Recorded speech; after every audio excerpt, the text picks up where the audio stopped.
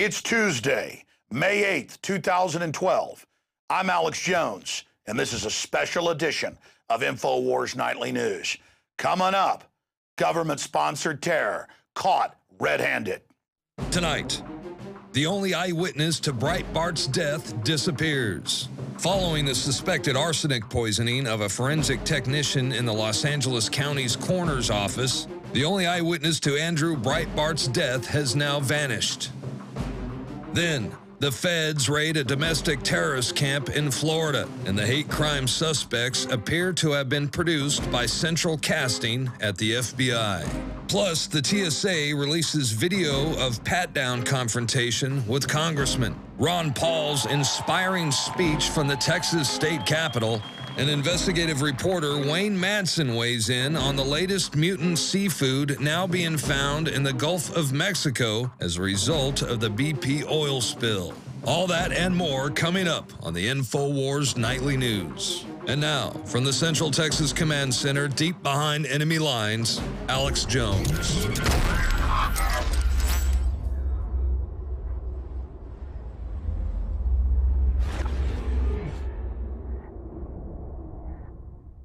Thank you for joining us. Tonight, we have more confirmation on top of the mountain of evidence that most terror worldwide in the last 30 years or so has been provocateured or staged.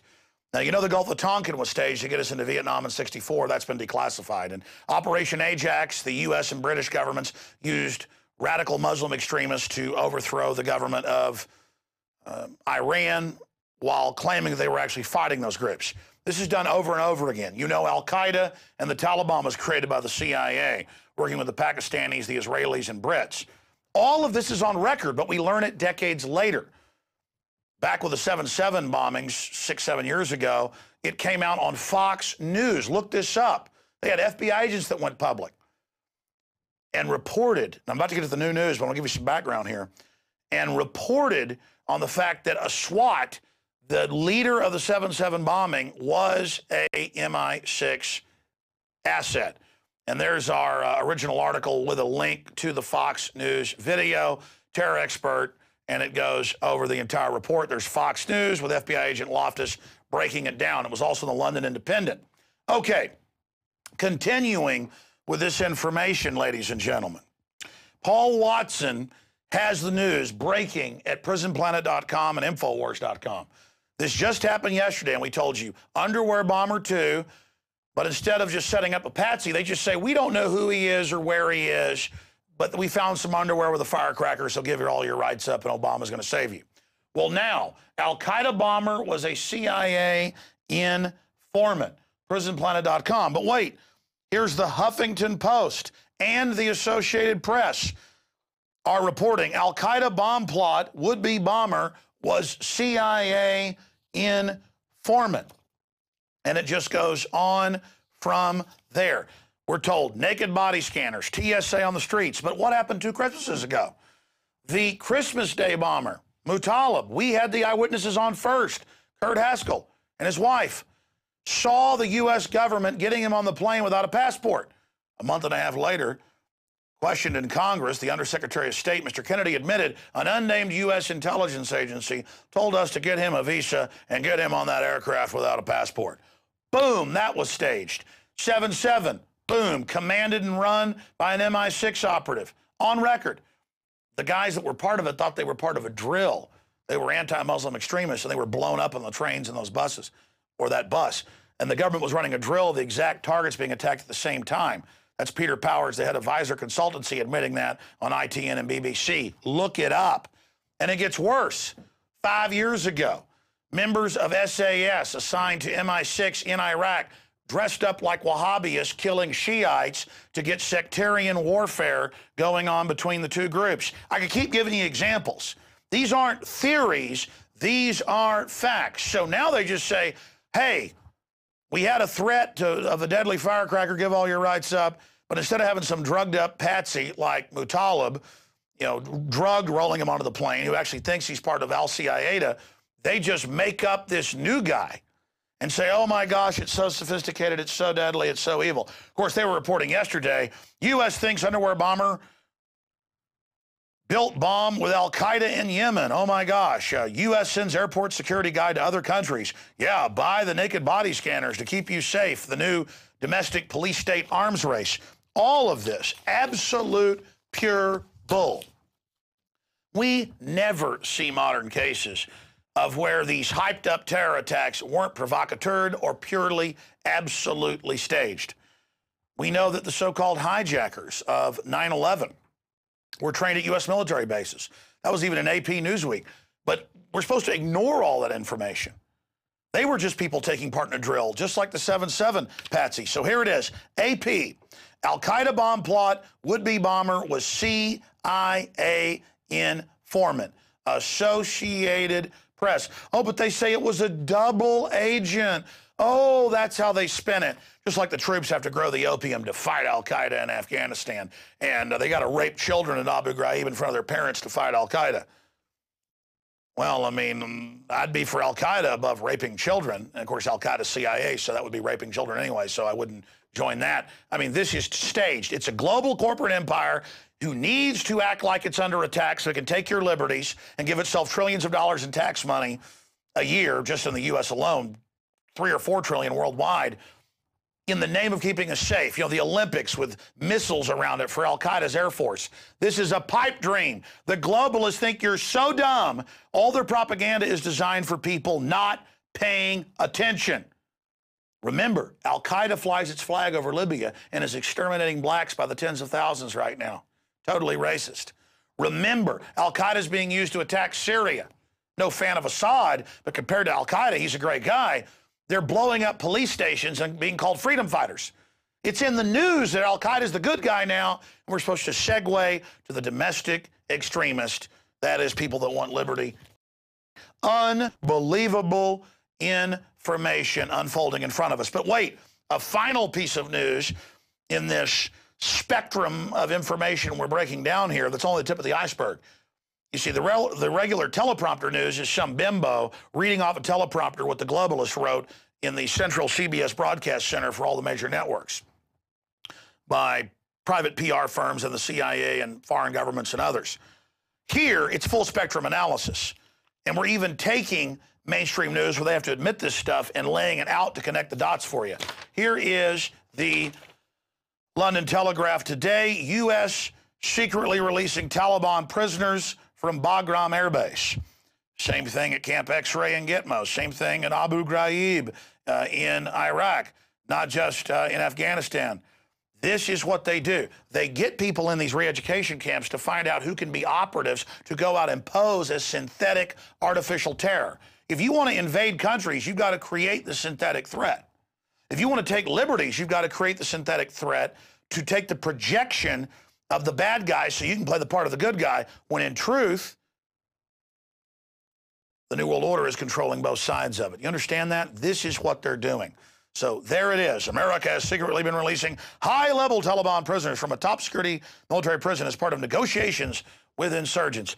Folks, the only insurgents they're fighting is opium farmers that don't want to get a lower price. It's a bunch of tribalists in Afghanistan who've always been killing each other. That's why Alexander the Great couldn't beat them. The Romans, the Persians, the Brits, no one can beat them because they don't have a culture or society that's centralized. They're cavemen. It's beyond medieval. No one can conquer them because the guy over the next hill hates his cousin down the road. This is beyond Appalachian hillbillies to the power of infinity. So the globalists are there to get the $500 billion a year in opium.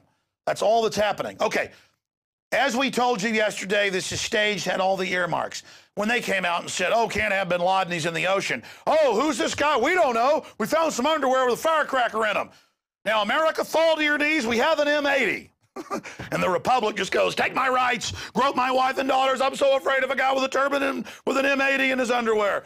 And now he's CIA. And because that leaks out, and now there's congressional investigation calls, what do they say? He was a double agent. Even after they said that about a SWAT in the 7/7 bombings, it came out he could fly in and out of the country and was being protected. They're not double agents. They're agents of the mega banks playing the West off against Islam. Every time people in Islamicist countries try to build societies and civilizations, which they're very capable of, the globalists send in a bunch of jihadis to blow the hell out of the capital. Okay? Okay? That's been the plan. It's been the plan since the end of World War II. The Brits used the plan with Lawrence of Arabia before that, 50-something years. Look into history. Learn about it. Get informed. All this propaganda is designed as if you're an idiot. It's designed for people halfway paying attention. Gee, Marge, they protected us from one of them radical, evil sand people. Yeah, well, that's all right, because TSA is going to grope you tonight, honey, and that'll keep you safe. But the border's wide open. All right, that's it for this area of the report. Get this video and the information by Paul Watson at Infowars.com out to everybody. Okay, moving right along. You've seen the problem, the synthetic made-up terrorist. Now let's look at the solution. TSA releases video of pat-down confrontation with congressman.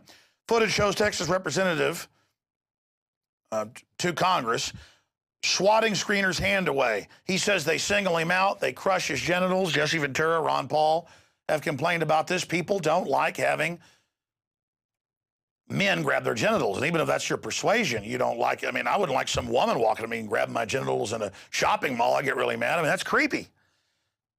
Again, Congressman Canseco breaks all of this down, and the TSA says he's evil. And now when he flies, every time they just swarm him.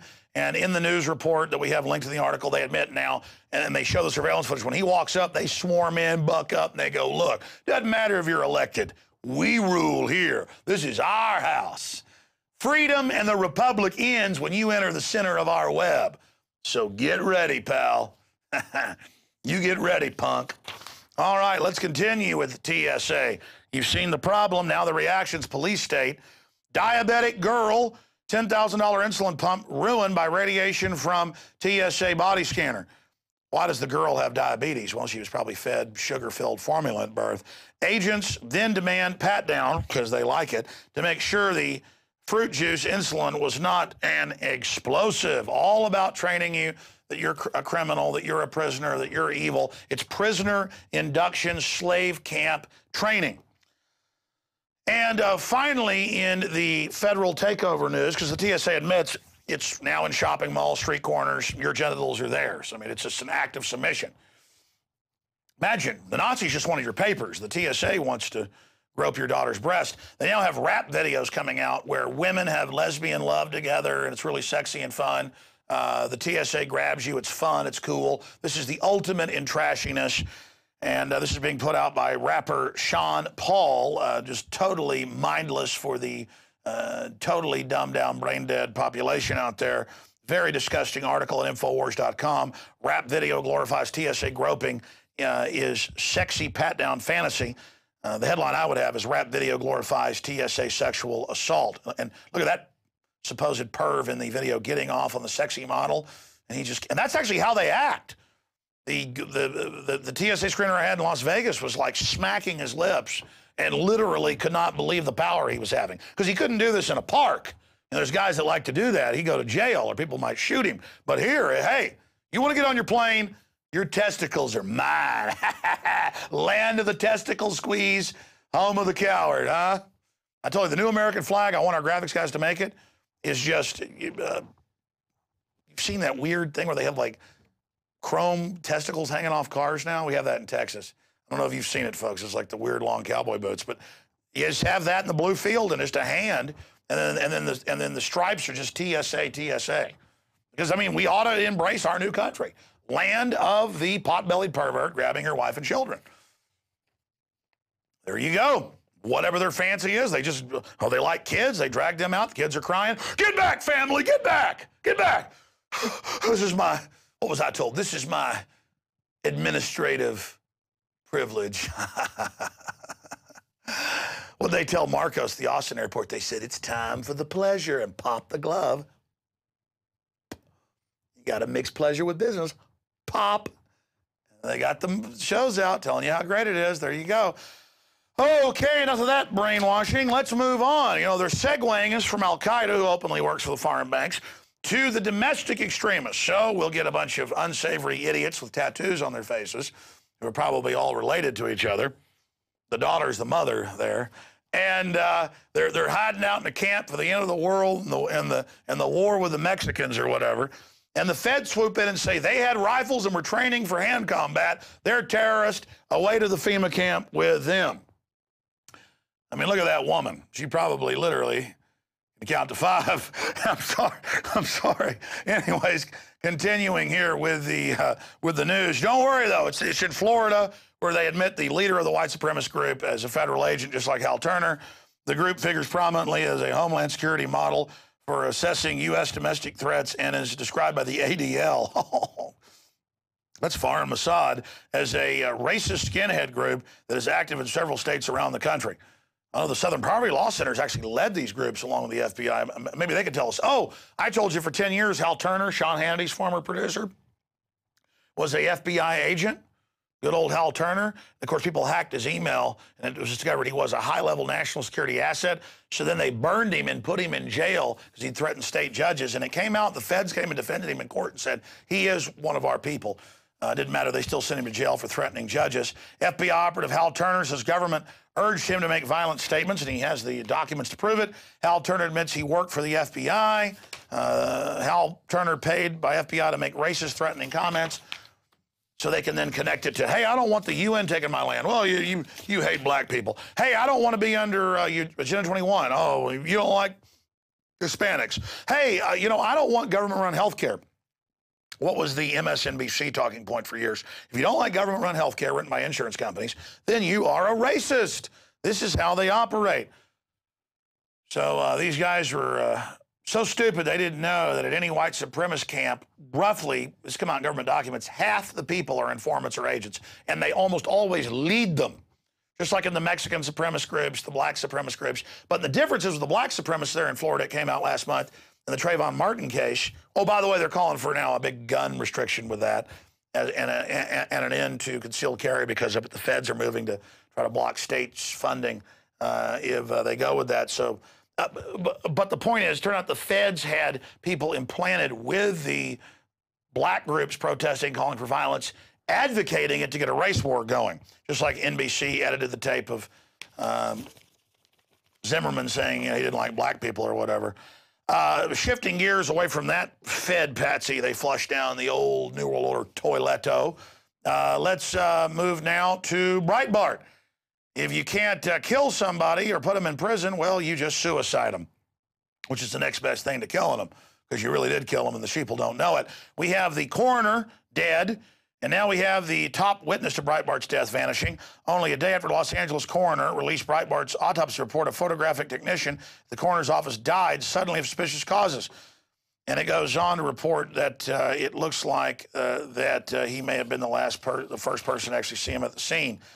He died of natural causes, Bannon said. The family wants the matter put to rest. The WorldNet Daily is beginning to irritate me with suspicious foul play talk. After recruiting the assistance of private investigators, WorldNet Daily found that Lasseter, a 26-year-old witness who saw Breitbart drop dead, is no longer residing at his last known address in California. 3, Breitbart was walking down the apparent distress when he stepped to the curb and fell like a sack of potatoes, he said. He noted that Breitbart's skin color was bright red, which is not typically associated with heart attack victims. And, of course, the report goes on, he had dinner with Bill Ayers a month before he died and said he had bombshell information about Obama at communist meetings. And, of course, that footage was never released. Some mild garbage was of him endorsing some socialist. So there you go, ladies and gentlemen. But we're supposed to ignore that. And it's really gained steam. My idea a few weeks ago to occupy Bilderberg this year, peacefully draw media attention to what's happening, has picked up a lot of steam. Paul Watson has an article at Infowars.com. Occupy Bilderberg gathers steam. And it goes on, Alex Jones' call for InfoWarriors to occupy Bilderberg during the upcoming meeting in Chantilly, Virginia, is gathering steam, with activists heeding the call to protest the clandestine annual confab involving the globe's top power brokers. Big Facebook pages and others have been set up. Find out more at Infowars.com, and we will see you there to peacefully have thousands there to force mainstream globalist media to cover something they have denied existed. Great job to all the activists out there using startpage.com to Google Occupy Bilderberg. Okay, let me give you now the quote of the day by former president, the late President Harry S. Truman, who said the buck stops here. Well, he went on to say, all the president is a glorified public relations man who spends his time flattering, kissing, and kicking people to get them to do what they are supposed to do anyway. There you go. The buck does not stop with Obama and Air Force One. We're going to come back with an in-depth interview with Wayne Madsen on new Justice Department revelations of payoffs by Wall Street, Fast and Furious, dead zones in the Gulf, Air Force pilots refusing to fly, big scandals, important information, serious muckraking coming up. But first, I want to give you the speech that Ron Paul gave this Sunday at the Texas Capitol. Tomorrow night, we'll give you Rand Paul. Stay with us. It's InfoWars Nightly News. There's one congressman in Washington whose refusal to compromise is legendary. My father, Ron Paul.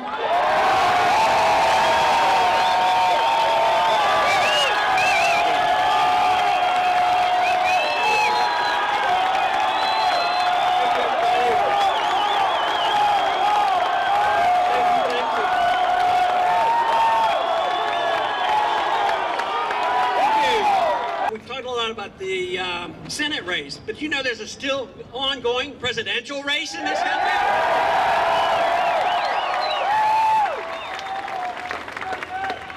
Matter of fact, we're still counting the votes. Matter of fact, we're just starting to count the delegates. And there's been many times that we've been written off, but on occasion now, almost like every day, there is another state that goes our way. Like it may turn out that we will be the actual winners of Iowa.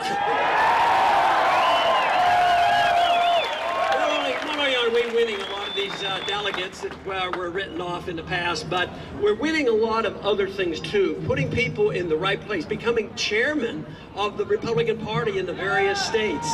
So the revolution is working. We have infiltrated the Republican Party, and we will convert the Republican Party to defenders of liberty.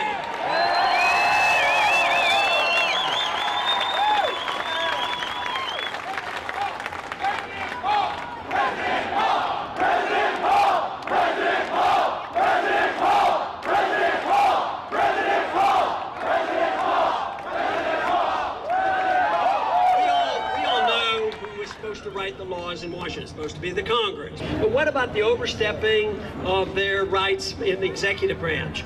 Through the issuing of executive orders. The executive order that has given, supposedly, authority to the president to assassinate American citizens. We need a constitutional president who will use the executive order in a proper manner to repeal all the executive orders that were misplaced.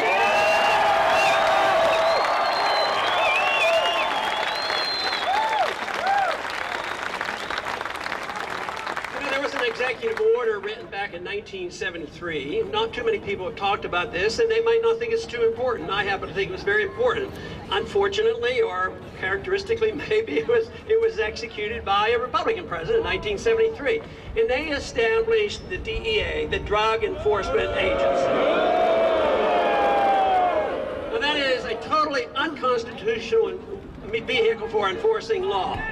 And just last week, I imagine many of you saw, there was a drug bust. They don't know what they were doing. They were suspected of using something a lot safer than alcohol. But there was was a SWAT team that went in and grabbed 7 young people on the campus of UC at San Diego.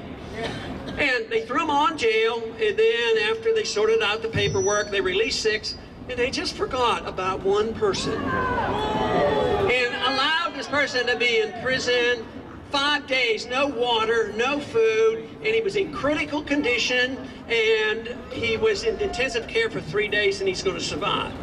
But then the question is, who's liable for that? Because there's a lawsuit filed, and I think a lawsuit is proper. And there should be a compensation. But I've always had a little trouble with those type of compensations being thrown back on the people. So why shouldn't it be, when people are acting outside the law, outside the Constitution, those individuals who committed those acts that were illegal, why shouldn't they be personally liable for the corruption?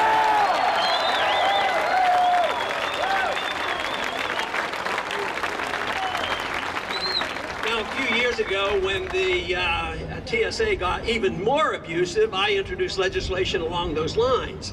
Of course, the best way to have taken care of the TSA was to vote against the establishment of the TSA to begin with, and to have voted against the Patriot Act, which gave them so much authority.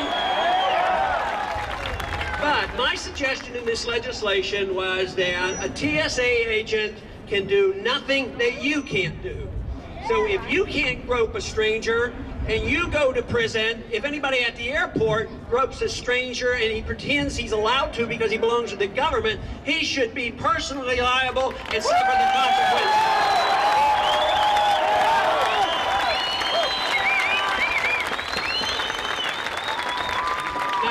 It is a shame that our government here in Texas didn't stand up stronger against the TSA. But let me tell you, there is another vehicle, and it's going to be used ultimately, and they're starting to use it, and that is nullification. The nullification has not been used throughout our history, but it was understood, it was assumed to be a proper procedure where the states just ignore the feds when they come in and try to enforce illegal laws. But there are 2 states now, I believe it's Virginia and Arizona, they have passed in a way a nullification law about not supporting the military when they come in under the National Defense Authorization Act and arrest an American citizen, that they will not participate in those arrests. Of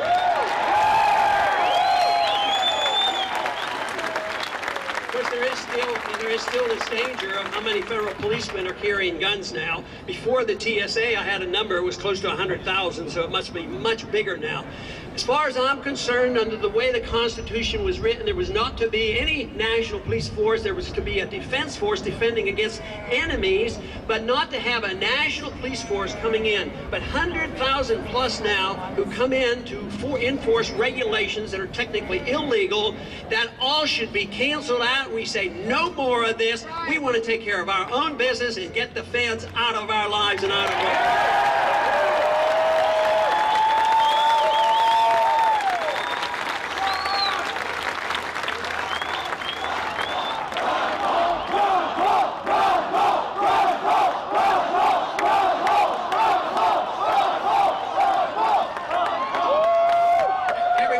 knows that we're in an economic crisis, a lot worse in other places than Texas. And one time a few months ago, somebody asked me in the media, they said, who are you running against? And what one individual are you running against? I think they wanted me to say, you know, that 100% of our problems came from Obama, and I didn't yield to their temptation to say that, even though he's responsible for an awful lot of mess we have. No, I said, the one individual that I'm running against is Keynes. And some people understood it, and some people didn't understand it. But guess what? I'm getting to debate Keynes through his apostle, Paul Krugman.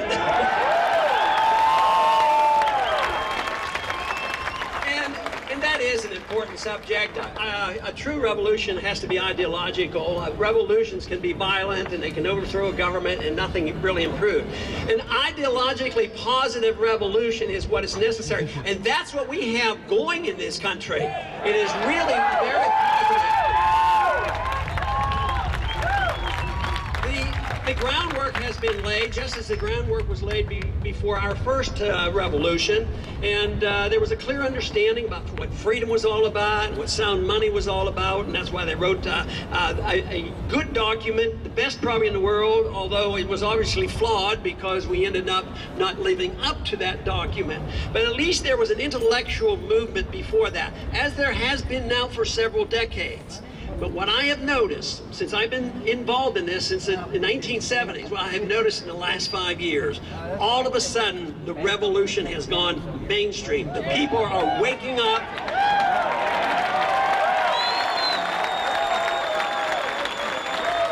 And they're understanding, that the Keynesian argument, the big government argument, is we get into trouble, which they recognize that, we spend too much, we borrow too much, we regulate too much, we print too much, and then we get into a predictable crisis. And what do they say? Well, we haven't spent enough, we haven't borrowed enough, we haven't printed enough money. Then they wonder why the solution hasn't come. I believe and I'm convinced by free market economics that wealth comes from work and savings.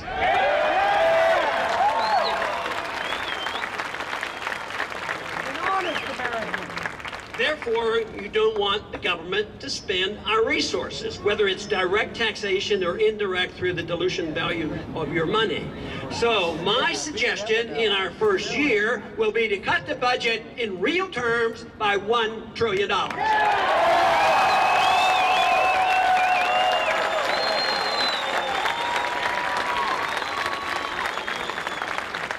In some ways, I empathize a little bit with Paul Ryan because he is offering token cuts over the proposed increases over the next 10 years, and he gets nothing but grief that he's going to destroy everybody because he's made these cuts. But he hasn't really made any cuts. The budget is to go up about $10 trillion automatically over the next 10 years. So if you cut $2 trillion out of the proposed increase and you still spend an additional $8 trillion, there are no cuts whatsoever. So this is a pretense. So you have to cut. And you say, people get worried. Where are you going to cut $1 trillion? Where's the budget? What will happen? I said, well, we're not cutting the spending. We're just deciding the people can spend the $1 trillion, not the bureaucrats and the politicians.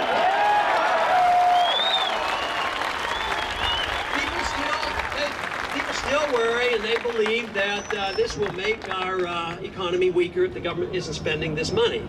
But that is not true, because obviously the people are going to spend their money more wisely. But in order to cut, I don't believe in this idea, although we talk about it and occasionally we have legislation that I give token support for, and that is get rid of waste, fraud, and abuse, as if it's the wastefulness of the government program. No, it's the government program per se. It's the taxing program of the government per se. It's the policy. It's the policy that has to change. This entitlement mentality and this foreign policy has to change. That's what we're doing. There's no reason in the world why we shouldn't be able to bring people together on foreign expenditures. Left, right, center, independents, progressives, whatever. We ought to be able to come together because we're running out of money, the people are suffering, and we don't need to bleed ourselves anymore by spending more money overseas. But people will say, well, who's going to be the policeman of the world? Who's going to do this and that? And who's going to do the nation building? I would say, not the USA. We don't need this foreign policy that has been around for many, many years. It has actually gotten much worse. It's been endorsed by Republicans and Democrats. It's the foreign policy of interventionism, of trying to tell other people what to do. But just go back, all the way back to the year 2000. How do you think the Republicans did a good job on electing a president on a foreign policy that said no nation building, no policing of the world, and have a humble foreign policy? It hasn't been a very wise foreign policy, and it hasn't been a fair trade-off. We lost 3,000 people on 9/11. We went the wrong way. The American people got immediately punished by having the Fourth Amendment repealed and having passed the Patriot Act. But how much more sacrifice did we participate in? Over 8,000 Americans have died. 42,000 Americans have come back with serious problems and injuries and amputations. Hundreds of thousands looking for help for psychological reasons, post-traumatic stress syndrome and head injuries, and they're not even getting their help. How much more of this payback can we afford? I would say that we have to wake up and understand foreign policy and understand the warning of the CIA and the Defense Department and other intellectuals saying, you know, if you get in their face and you occupy their country, why don't you think about it? What would it be like in Texas if China put their ships offshore and put their troops on our land? We would not be very happy. So this is a place where we ought to come together and join and stop spending. I don't happen to advocate cutting spending for children or adults. We've conditioned so many to be so dependent. It's a poor system. There's a much better way, but there's a way to wean ourselves off. But if we don't clean up this mess, if we don't cut real spending, if we don't restore sound money and free up the marketplace and come to a sensible agreement on foreign policy, this thing is going to end badly. The money is going to be destroyed, and that means high interest rates, higher cost of living, and everybody's going to suffer. There will be the more money you print to send it out to help people with medical care, the worse it will be. In the old days, they had gold and silver. Now, the more you spend, the more debt you have, the more assets, the more money they print. It's a suicidal course. It won't work, and we're approaching that end. And the government lies to us about the amount of unemployment, and they lie to us about the amount of destruction of the currency. People in the middle class are getting poorer. The country is shrinking in size as far as middle class goes. There's not been really significant economic growth since the year 2000. And people know it. They know there's something wrong, but you cannot produce wealth by the Federal Reserve creating money. And when they do it in secret, guess what? The special interests get the benefits, the ones that have already been benefiting. So when the crisis hits, the Congress and the Federal Reserve rushes to bail out Wall Streets and the banks and the Goldman Sachs of the world. The Fed, like I say, is a facilitator. The Fed will end when we restore liberty in this country and when we restore the rule of law and believe in our Constitution. There is no authority for a central bank nor paper money in our Constitution. But the basic thing that we have to understand is, what is personal liberty all about? We know what Jefferson thought about it. It was a God-given right to our life and our liberty, and it should be a God-given right to keep everything we earn.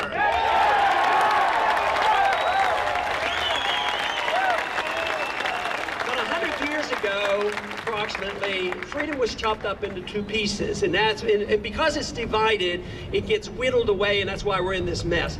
But freedom for the individual means that you have personal liberty. You have your religious liberties, you have your intellectual liberties, but you also should have your liberties to run your personal lives as you want to run your personal lives.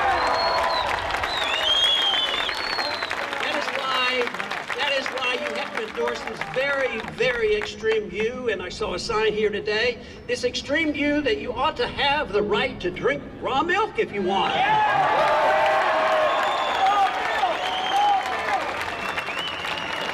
But the problem with this is one side protected social liberties, the other side tried to protect economic liberties. Neither side have done a very good job. But the freedom movement is now saying, we really want to protect economic liberty. We really wanted to protect personal liberty. We need to put it back together. And guess what happens? All of a sudden you bring people together.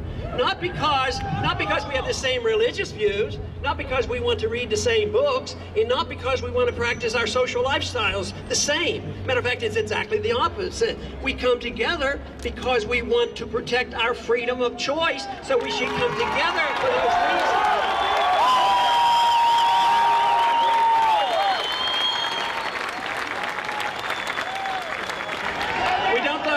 In November, but we do know what is happening in the country and how people are waking up and how many people now endorse the principles of liberty. And like I have said so many times, that, you know, an idea whose time has come cannot be stopped by armies or by the politicians.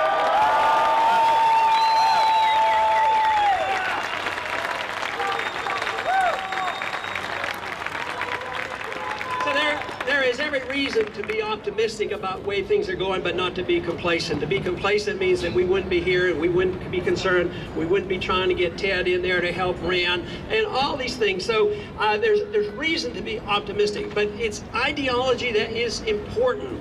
The one individual can't do it. You have to have support, and I think this is what's coming. We are changing the hearts and minds of so many people. This reminds me of a story that I frequently use to demonstrate the point about two colonels that got together after the Vietnam War finally ended. I had been in for 5 years during the 60s, and but in the early 70s, when the war ended, Colonel Harry Summers and Colonel Tu from Vietnam got together to talk about how to pick up some pieces.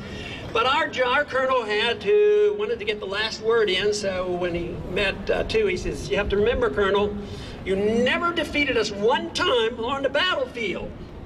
And Colonel Tu paused for a minute. He says, "That is true, but it's also irrelevant." Because people who are defending their homelands, whether it's Vietnam or whether it's Afghanistan, which they've been doing for 1,000 years, the people defending their homeland have the hearts and the minds of the people. Even when they fight among themselves, they will still fight to keep out the invaders. So that is why it's a fruitless fight. But it is this way in this country too. We may lose a battle here and there, but ultimately we're going to win the war because we're winning the hearts and minds of the American people.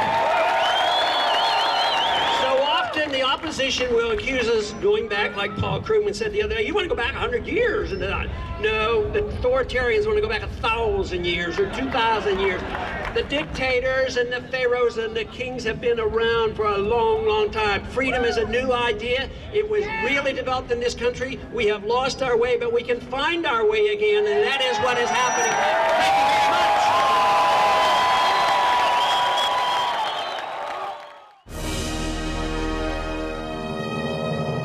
Have you been to InfoWarsShop.com lately?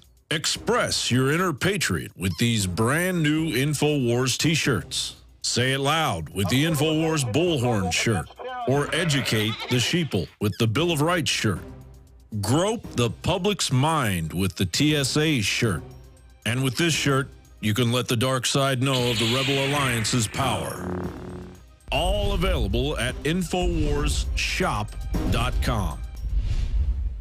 Sick of the globalist eugenicist control freaks adding poison to your water and laughing as you get sick and die? Start purifying your water with ProPure. My friends, I've done a lot of research, and the best gravity filter out there, bar none, is ProPure, and it's available discounted at Infowars.com. Its filters are silver impregnated to prevent bacterial growth. There's no priming required. It's NSF 42 certified. Optional fluoride filters can reduce fluoride up to 95%. Easy to set up and use. Doesn't require electricity. Purify water from lakes, streams, ponds, and wells. This filter system leaves in beneficial minerals, which is key. Save money by not buying bottled water and avoid BPA that leaches from the plastic. ProPure is the best gravity-fed filter out there. It's what my family uses. Infowars.com already has the lowest price on ProPure. But if you add the promo code WATER at checkout, you get an additional 10% off at Infowars.com. You can also call to order 888-253-3139. And welcome back to this Tuesday, May 8th, 2012 edition. We're now about to interview investigative journalist par excellence, Wayne Madsen of WayneMadsenReport.com. He's written for some of the largest publications in the country and has spent decades on Capitol Hill reporting on national security issues. And he formerly worked for the National Security Agency. Before that, he was in anti-submarine warfare with the Navy. Wayne Madsen is going to talk about a host of issues, including the incredible mutations and death we're seeing in the Gulf of Mexico in the aftermath of the BP spill. He's been down there to do an investigation. He's going to share some photos with us. But first, we're going to get into these pilots going crazy on commercial airlines, but also some of the Air Force's pilots saying that they're being poisoned by the oxygen mix they're being given. Wayne's got some breaking news on that. And then the biggest story, the latest on Fast and Furious, will Holder be held in contempt? Well, that doesn't matter. Why is Newsweek's Daily Beast reporting on stuff Breitbart's breaking, the Breitbart news site, not the deceased reporter, on the fact that the Attorney General's firm is taking money from Wall Street tycoons or who are involved in crime in exchange for payments. I mean, this is amazing. We already knew this. This has actually been in the news last year, but why is the mainstream media reporting on it now? A lot of crazy stuff going on. We're going to discuss it all right now with Wayne Madsen. Wayne, first off, they're threatening to court-martial or drum out these Air Force pilots who are saying that people are dying from this.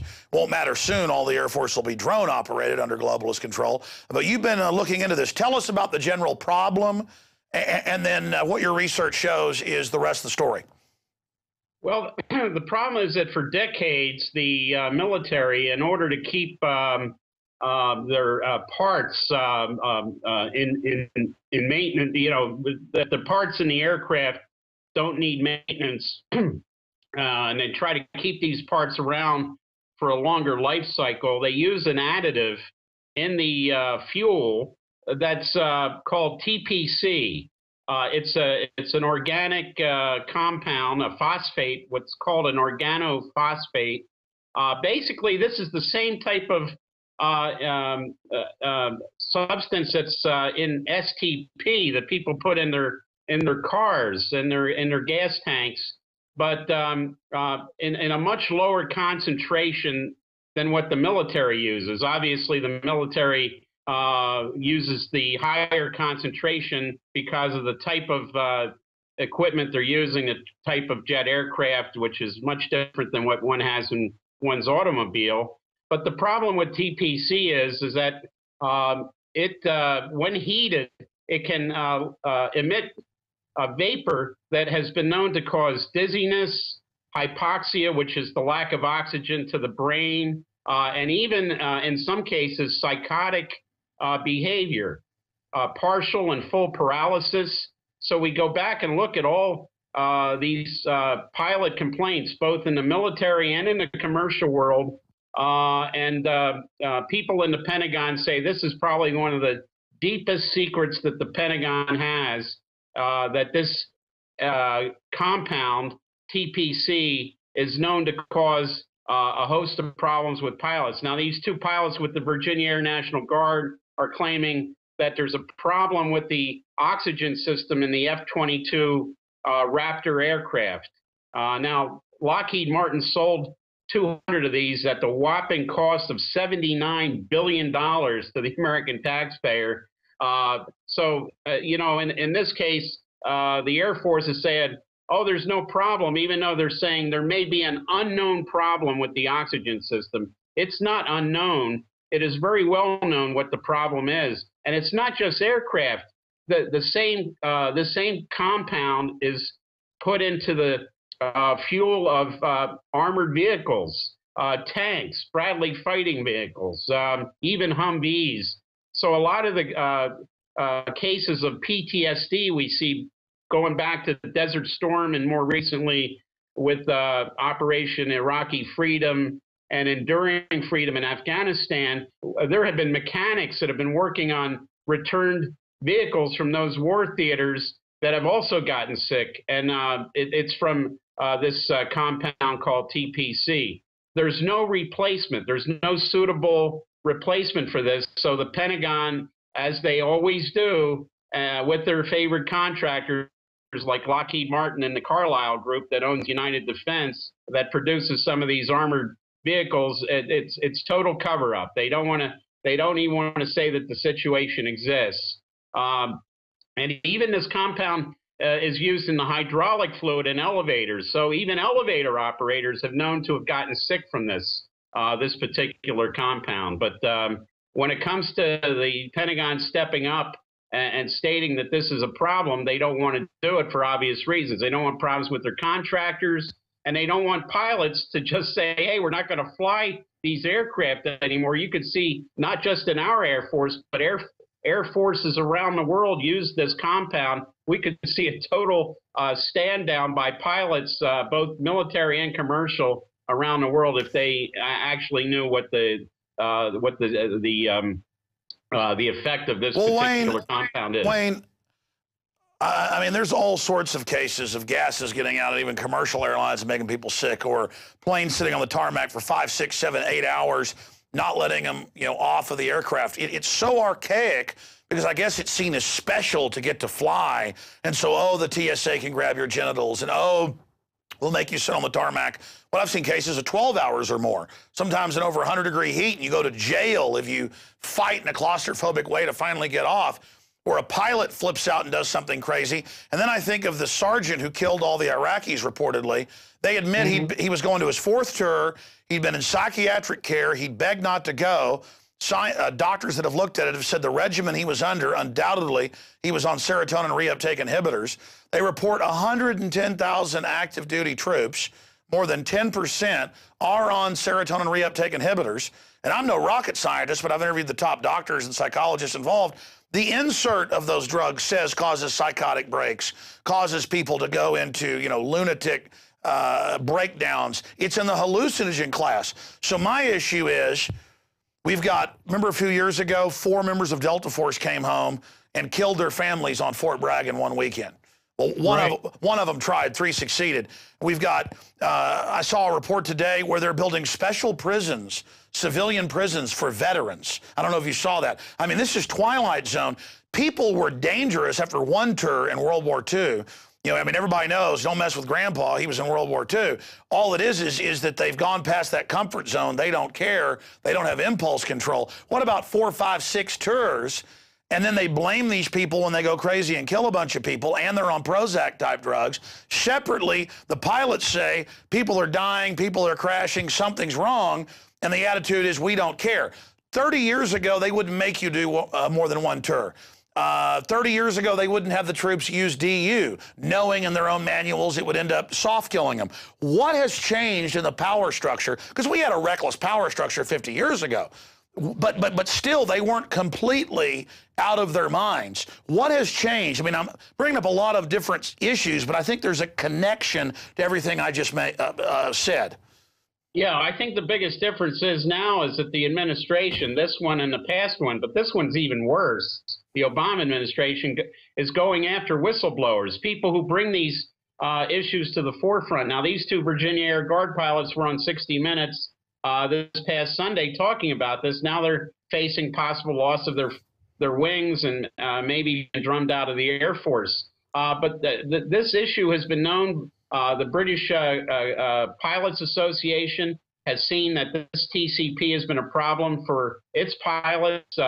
We also know, remember back to the 1999 and the Learjet 35 that was carrying Payne Stewart that was flying from Orlando to Dallas. All of a sudden they had some sort of failure, and they all were incapacitated, and the plane flew in a northwesterly direction until it ran out of gas and it crashed.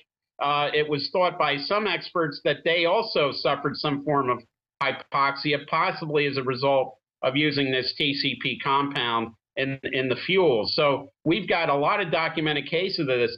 But TCP has been known to be a neurotoxin going back to Prohibition, when it was used in an additive to basically spike moonshine, an additive called Ginger Jake, and 30,000 people across the United States died from ingesting that particular compound. It's the same compound that is found in this fuel additive. And I go back to the issue of going after good whistleblowers. They're going after journalists. I mean, this is like something out of a Stalinistic purge. And I do agree with you that this stuff is getting worse because they're going after whistleblowers. But my question is, what has changed in the ruling class that they don't care if the reactors melt down in Fukushima? They don't care if their kids get cancer. They don't care if the GMO is hurting them as well. They don't care if generals are breathing DU, just like the enlisted people are. It's like there's a total disconnect more and more with reality, not just with the general public, but with the social engineers themselves. Well, these people absolutely have no concern for individuals, for people or for wildlife. They just continued. They just have a philosophy that people and other living things are expendable. But when it comes to them, of course, they live a very good life behind their gated communities and while they're on their yachts and whatnot. I think it's just I think it's just what we saw in France before the French Revolution. The French royal family had no idea how bad things were out in the outside the palace in Versailles, just like the Russian royal family had absolutely no clue as to how bad it was in the steppes of Russia. I think we have the same mentality here with the one percenters. They absolutely have no clue as to what the effect of their policies is. But melting down reactors, just because they have the FDA say it's safe now to have 1,000 times, this isotope or 200 and something times the other, just because they wave a magic wand doesn't make it okay. And just because they wave a magic wand and make people serve 5, 6, 7, 8, 9 tours, this is going to blow back on them. It already is, just like Marie Antoinette and the let them eat cake statement. You're absolutely right. Speaking of that, BP, we now, a couple years after, have a good image of what happened. I want you to recap that. I know you spent a lot of time in the region. You just spent more time actually out in the Gulf and in the Caribbean as part of an investigation. But, it turned out that BP ordered from Houston, and I'm not saying Halliburton's good either, but the point is, ordered Halliburton and the other operators, 3 different ones there together, to dump water in, mixed in, and they said, well, this is going to explode. They said, you know what, we're going to save money. We say it's going to be okay, even though all the engineers said it's going to explode. And there was a fist fight, we now learn, on board over this, people saying you can't do this. So, again, total greed, total delusion, that if they can boost profits, they're going to get a bonus. And then just push the oil to the bottom, use millions of gallons of core exit, lie about that, fishermen out of work, make them go work, breathing the stuff. I mean, it's so sick. And now it's even in mainstream news, but you got some of your own photos of the mutations and death in the Gulf of Mexico, but they're still serving this on tables out there. Break down your investigation. We'll be showing some of these photos that you took, and tell us where you took those. Yeah, I was down in Grand Isle, Louisiana, which was once a huge seafood processing town. 1 out of every 20 shrimp now being caught in the Gulf of Mexico have these grotesque-looking tumors on them. The tar balls are still washing ashore on the beach at Grand Isle. What BP does, though, at 3 o'clock every morning during the darkness, they bring these plows out on the beach, and they go down the 7 miles of beach at Grand Isle, and they till the sand. So what they're doing is blending the tar balls in with the sand. Now, I walked the beach, and I could just tell from walking on the sand that it felt oily.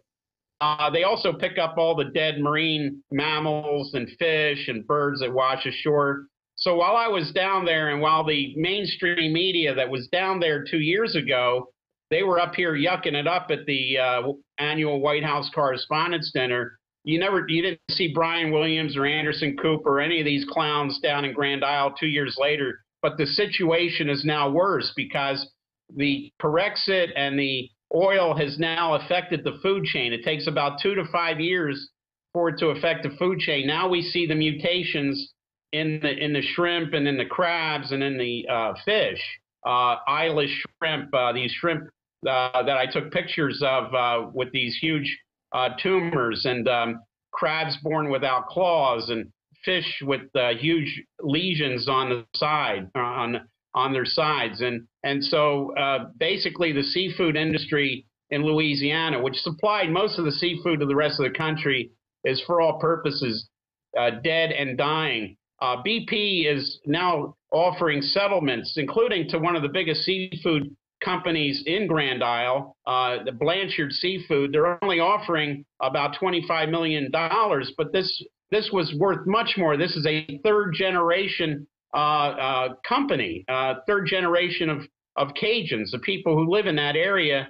And all BP's interested in doing is paying out the least amount of money they can Even some of the laboratory results, they've tested some of the seafood in places like LSU and Tulane, but BP has apparently gotten to some of these universities with, grants, money. So you can't believe even some of the laboratory test results now.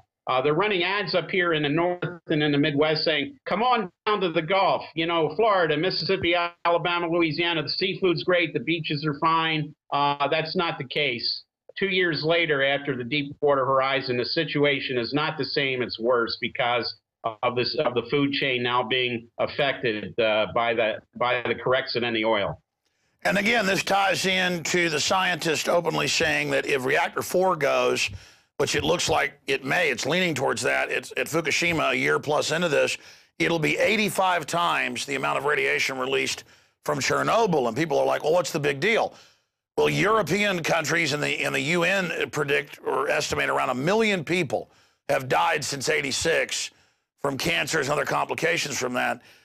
Folks don't know, a hydrogen bomb or a bomb, the precursor, most of its radiation is dissipated, but it's still very serious. But with reactors, this is the dirtiest form, and it's just belching this stuff coming across the winds that blow directly onto North America, and their answer at the EPA and FDA is just say, hey, the radiation's okay. It's the same thing with BP. And these guys didn't even get in trouble. And it just shows the fact that they're totally disconnected from reality. Pre-2000, in America, we'd never put up with the TSA and all this. We put up with that. Now they've got Army reports out, training manuals. I want to get your take on this. Admitting, yeah, we're preparing for re-education camps in America, and even use the word re-education and taking the political dissonance there and how to gag them and how to do all this stuff. I mean, it just gets more and more. I call it the twilight zoning of America. Yeah. And the problem with the Justice Department is that they're charging this guy, Mr. Mix, for BP. He was a BP engineer with deleting some text messages and emails to his superiors where he was stating, look, there's much more oil coming out into the Gulf than what we're admitting to. And he deleted those, but who ordered him to delete those emails and text messages? So here we go. Now, in the past, they'll try to go after the low guy to try to flip him to go after the higher ups. But I've seen nothing from this Justice Department that indicates that's their strategy. It's a good prosecutorial strategy to do it, but we know that this Justice Department under Eric Holder is totally run by the oligarchs and the corporations and the vested interests. And I would be very, very surprised if we're going to see them, the Justice Department, try to flip Mr. Mix against people like Tony Hayward, who was, of course, down there saying he wanted to get his life back, when now everybody in the Gulf, their life is ruined. Let's shift gears into the Justice Department. Is the Justice Department more corrupt now than all the other famous corrupt ones? Or is it just that we know more because of alternative journalists like yourself, Infowars.com, and others out there? Because we now know that Bush was involved in gun running operations as well. Of course, it's all about the narcotics trade control. But now we learn that Obama, it was hand grenades as well, that they did know, they did lie. And then you've got John Corzine caught lying, the head of the CME group. Duffy comes out. Their own people at MF Global admit he's lying. Of course he's lying. He's caught lying. Now it's admitted he was lying. He doesn't get in trouble. And the Daily Beast of all people, that's Newsweek. It's a Newsweek article at the Daily Beast. They are reporting on what we've known for a while, that there's this law firm that has all these former Justice Department people. That's where Holder was previously, where they are out of power as Democrats and they get back in power just like Republicans, that revolving door like Monsanto and the regulators, that the big Wall Street crooks just come and pay them money for their cases, and then the Justice Department drops the cases. Now, I mean, we know that's going on, but now it's in Newsweek, and I guess just like with John Corzine, it'll come out, no one will get in trouble, and that's just how it is. I mean, it's just like everything is so out in the open now that these are total crooks. Well, I think the big difference, during Watergate, of course, the media did go after people like John Mitchell. But, compared to Eric Holder, John Mitchell's starting to look more like Oliver Wendell Holmes every day. But the journalists back then were a lot more aggressive. They also had people who were willing to leak out of the Justice Department. But with this current fear factor in Washington, every journalist will tell you here now that their sources are drying up left and right. My sources don't want to talk to me anymore. You got Jim Risen from the New York Times now facing a subpoena that the government kept alive after it was quashed in federal court. The Holder's Justice Department appealed it, and oral arguments begin in Richmond on May 18th.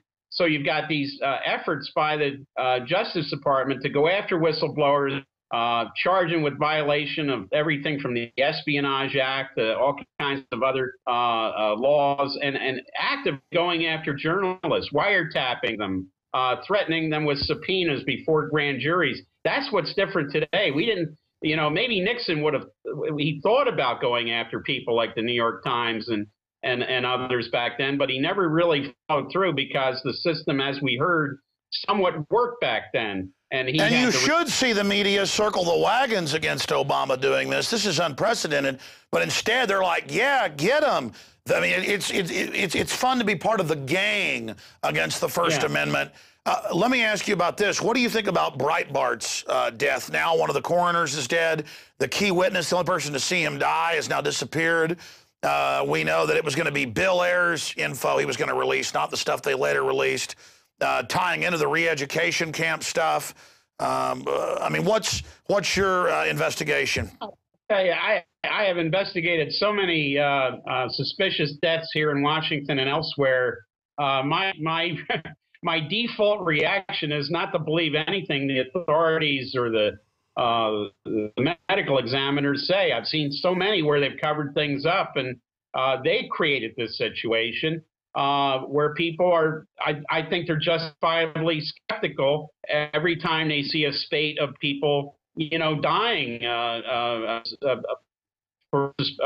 under suspicious circumstances. And again, I like to see what independently will come out in this. I'm certainly not going to believe anything out of the L.A. Medical Examiner's Office because they have a pretty sorry track record when it comes to investigating deaths, including Marilyn Monroe and Bobby Kennedy, going back that far. Sure, but I mean, for me, the telltale sign is within 2 hours. It was about actually an hour and 45 minutes. Within an hour and 45 minutes of Breitbart falling down the street and being taken to the hospital, they were saying natural causes, nothing to see here, move along. Before they even said heart attack, it was just natural causes. Yeah. When I see that out of the gates, that's when I get really suspicious. Well, I mean, look at, everything from Dr. Bruce Ivins up at Fort Detrick, there's all these convenient suicides also. The guy who committed suicide, he was depressed. When in fact, when you check these things out, these people had no motive to commit suicide. And like I say, I've dealt with dozens and dozens of these investigations. One is getting back to the original story, and I haven't written this yet, but I've heard it from some sources that John Wheeler, remember the former assistant to the Air Force Secretary that was found in a trash dump up in Wilmington, Delaware on New Year's Day. Yeah, and he was seen desperately without his shoes, but in a sports jacket coming in on surveillance cameras. Yeah, and he was acting disoriented, just like some pilots were acting disoriented after coming out of the cockpits being exposed to TCP. I've had a few people tell me that what he was getting ready to break was the TCP story, and somebody may have silenced them, because just think of the billions and billions of dollars in defense contracts that ride on this particular fuel additive. I'm still looking into that, but I have heard that from a few people on the inside. Hey, let's go back to the anthrax, Patsy, and then finish up with the latest underwear bomb threat that they've manufactured. For those that don't remember, they had 3 different Patsies they said had done the anthrax. And they said it was made in a bathtub or a bucket and it wasn't weaponized. Turned out most weaponized, U.S. government strain, miniaturized, all the rest of this stuff. And we ended up learning the name of the Israeli-connected guy who's the main suspect who'd been in and out to get it. They grabbed the fourth patsy. They take him to a government facility, and while in a solitary confinement area as a suspect at a mental institution, he takes medical Tylenol and kills himself. Yeah. Now, so I guess they finally got a patsy that they could pin it on by killing him. I want you to comment on that, Ivans, but then I want to move forward. Because we had our listeners, Kurt Haskell and others, on the plane seeing the U.S. government get Muttalib, the underwear bomber, 2 Christmases ago on the plane, because it later came out that he was correct that the U.S. government had done that on C-SPAN and congressional testimony, Undersecretary of State.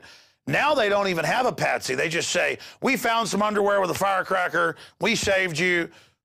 More intrusive screenings coming. Give your money to Chertoff and the scanner company. We don't know where he is or what's going on, but there's a guy out there. Thank God the CIA saved us. I mean, this is getting so ridiculous. Well, they say they uncovered the plot in Yemen and the FBI is investigating. When it comes to the CIA and FBI, I don't think we've seen a comedy team like that since Abbott and Costello and Laurel and Hardy. I mean, this just defies logic. Of course, yeah, what are we going to see now? All the perverts that work for TSA at the airports are going to now go through people's underwear. You're going to have to take your underwear off at the airport. You know, I mean, how many more cases of these perverts groping people and doing weird stuff are we going to see as a result of? I don't believe the story, by the way. I think they're, every time we hear Al-Qaeda, last week we're told Al-Qaeda was out of business for all intents and purposes, and now we're told no, they're producing these more high-tech means to commit terrorist attacks. I mean, this is the inmates are really truly running the asylum here. Well, never before has it been so transparent, the war on terror is a fraud, where they say Al-Qaeda has pretty much been defeated, but the TSA is going to be on checkpoints on the highways everywhere, and the Army is going to be at the Austin Kite Festival, and we're going to grope you everywhere because you're the new domestic enemy. And it's basically anybody politically involved. I mean, this is clear tyranny. Why do you think they're accelerating the tyrannical takeover? I mean, clearly it's because of the engineered collapse, and that's the final question I have for you. What do you think of what's happening over in Europe? Because a socialist who promises more bailouts, that's exactly what the bankers want. Mm-hmm. Yeah, well, we see what happened in France with Francois Hollande. He's already backpedaling now on these anti-austerity measures he was talking about during the campaign. But what's more interesting is what's happening in Greece, where the left party, where the guy is an admirer of Hugo Chavez, says we're going to tear up this austerity agreement with the bankers. And I think we're going to see more and more like that. We saw Italian local elections. Same thing, the left coming on very strong. Berlusconi's party is basically gone. And you've got this technocrat banker prime minister who sees the writing on the wall. When Italy has national elections, we could see somebody just like in Greece come. Well, look at Monti. I mean, the ECB just installed Monti. I mean, that's world government by Goldman Sachs right there. Yeah, and also the guy in Greece was installed by the bankers.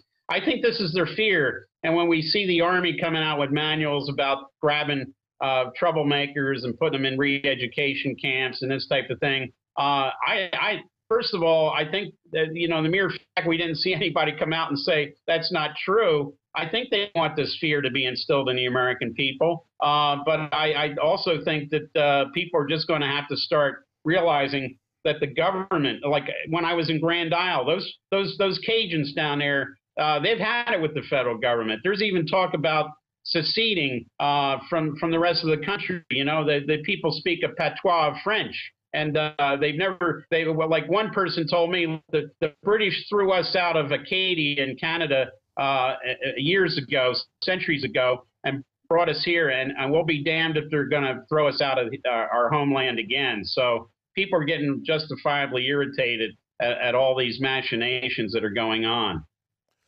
It's really incredible. And undoubtedly, things get more and more crazy by the day. Imagine how wild it's going to be a year from now, 2 years from now, Wayne. Where do you expect to see us then?